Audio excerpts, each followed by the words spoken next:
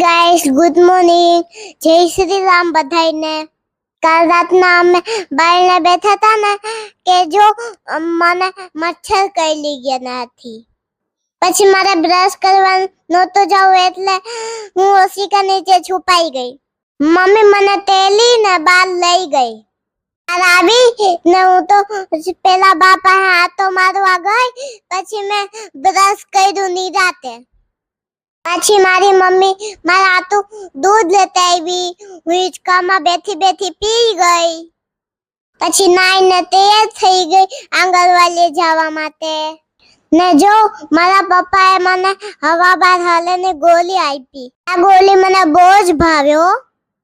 ને આજુ મારા દફતરમાં મેં એક આરે બે કિચન લગાવી દીધા. પછી મેં ને મમ્મીએ છાશમાં વઘારેલી રોટલી ખાધી. હવે હું જાઉં છું આંગણવાડીએ ને તમે બધા ચેનલને સબસ્ક્રાઇબ કરી દેજો.